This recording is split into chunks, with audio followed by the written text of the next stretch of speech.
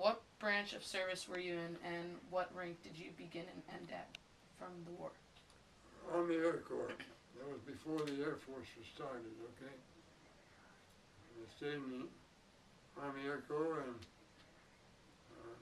I was a major at that time.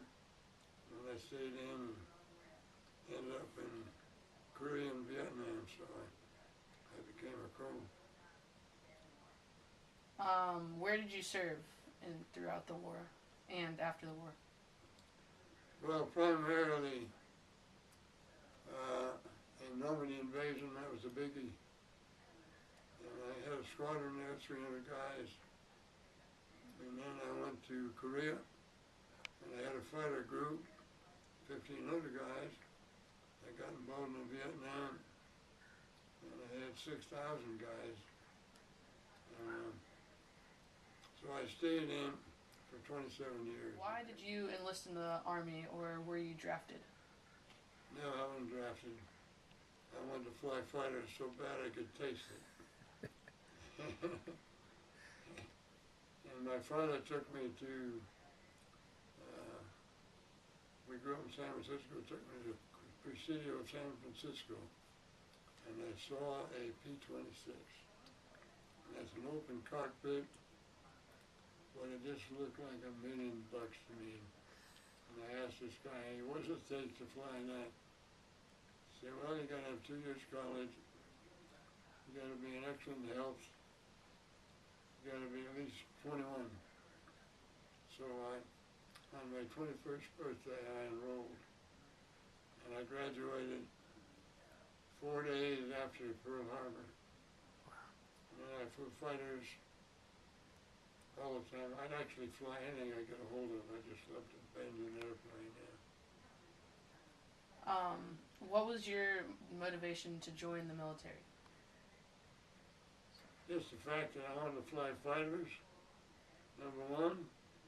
And number two, if anybody's trying to tear our country up, I want to get in and stop it. What were your thoughts on the war before the U.S. joined? Well, I could see it coming. Old Hitler's pushing his luck at just the German people are fine people. And once you get a dictator, you can go back to year 700. The dictators have never, ever worked. The people rise up, and a lot of deaths and that sort of thing, but if you want to really make things happen, you treat people with dignity and respect. And you encourage them to grow, grow, grow. And the big thing is the two things. I want to fly fighters. I want to defend my country. I don't want anybody to tamper with our Declaration of Independence, Constitution, Bill of Rights. Were you in Normandy on D-Day, and what was it like? I was. We spent 3 months in England, and that's where the invasion took place, and then the invasion took place on June 6th. And then first part of July we moved into Normandy, and we started to operate from there. But D-Day was that was the beginning of the end for Hitler. It really was. And he never would accept it. And he didn't care how many lives were cost, including their own, including German people. He didn't give a darn. But I could see it coming. Because wherever we went, we were on top of it. And we just smoked them, something fierce. And we knocked them out on whatever they threw at us. We went back and they threw 3 things at them, and we just dive bombed and strafed, something crazy. And I could see it coming. In fact, Cuba is early on. Because we were so successful, not that it wasn't a tough battle, and we were having tough times, and there was tremendous losses. But I could see that no question that we're going to whip this thing. What was your proudest or most heroic moment in the war? There was an awful lot of successes, but the one that stands out in my mind is on July 17th, we're operating out of Normandy at the time. And we spent 2 months in Normandy, just heavy, heavy fighting. And on July 17th, we got called out at 9:30 at night. It was just starting to get dark. And there was 1,600 guys who were trapped. And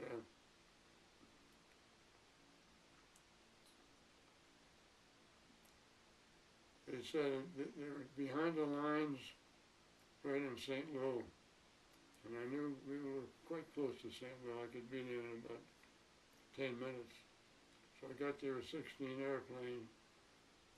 And I knew about where they were, and I'm flying around all the time. They're firing at us, and all the time it's getting darker and darker. And I could not tell the good guys from the bad guys. And then all of a sudden I saw a white line down on the ground. And I called the controller and I said, "Hey, what's that?" He said, "That's it." And the line kept getting longer and longer. And I didn't know until 50 years later what the line was. But nonetheless, the guy said, "That's it." And all the time it's getting darker. And the controller, when I said, "What's that line?" And they said, "That's it." And I said, "Okay, you tell me. When our guys are behind the line, not on the line, but I want to make darn sure everybody's behind it." And I talked to all the guys and said, "Hey, that gun sure that you put those bombs in front of the line. Don't even think about dropping them a bomb. If you got any question about it, put them way out in front."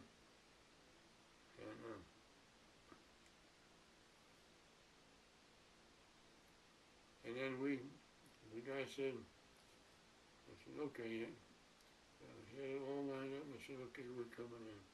And by that time, it was almost dark. And we were equipped to fly at night, but not to fight at night. We didn't have that kind of equipment. But I'm not about to leave 1,600 guys to their death, because I knew that once darkness fell, they've got tanks out the ears up there, and they're going to massacre them. And I just said, "By God, we're not about to do it." We went ahead and dropped our bombs, and all I could see was explosion, explosion, explosion.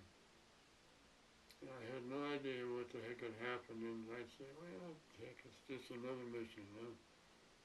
The next day, and unfortunately, I'd taken off on another mission. But the guy who was leading this, the guys on the ground, came over to our base and said, "Hey, thanks. You guys saved a lot." What was the thing you feared most about the war? That you feared the most about the war?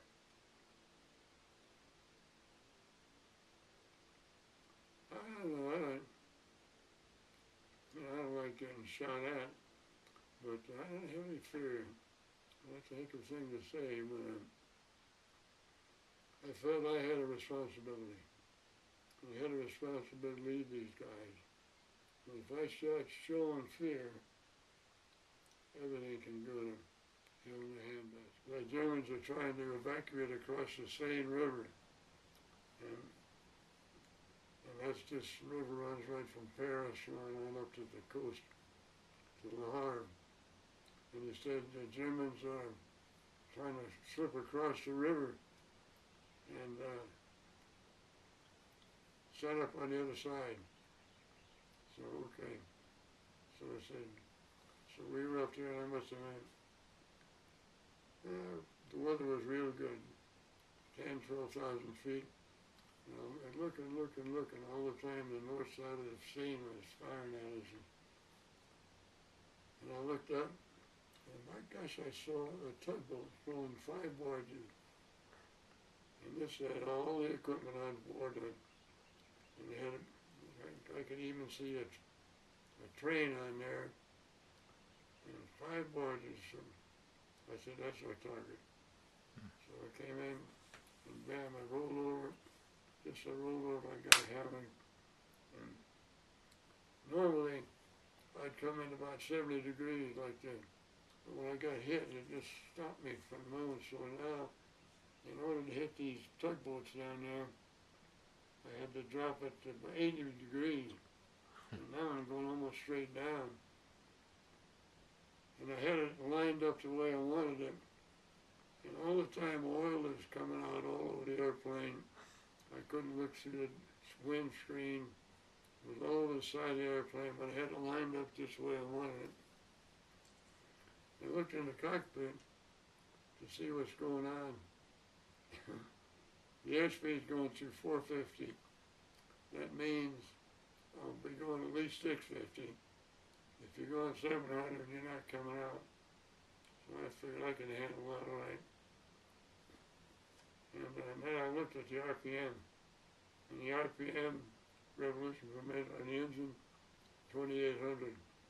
It was going through 4,300 when I last looked at it. So I was losing an awful lot of oil. Anyway, I don't know how accurate my bombs were with all this, but together we sunk a whole bunch of them. How did the country change as a result of the war? Oh. They were just doing great. And you'd think that after the war, even before it, that we couldn't handle it. But my gosh, everybody turned to, and all the automobile factories and things like that started making airplanes and started making guns, and it was just beautiful. And everybody did their part. Even the little kids, they would mark their victory gardens, you know, and grow their own vegetables, and there were certain things you couldn't get a hold of, like coffee, but couldn't get that. Gasoline was rationed. Fortunately, we could put gasoline in our tank. We'd take it from an airplane, put it in the tank, and then go to the movies at night sometime. You read this just real slowly and loudly, okay? Read that aloud. And that's what was going on. If the Americans were not come in 1944 for liberating a land and people that they didn't know, I'll don't be certainly here like many people. I owe you my liberty, and I take a pride to meet you, for to tell you all my gratitude for freedom, that men like you and the sacrifice of those who didn't return home have given back to us. Thank you. God bless America. God bless you.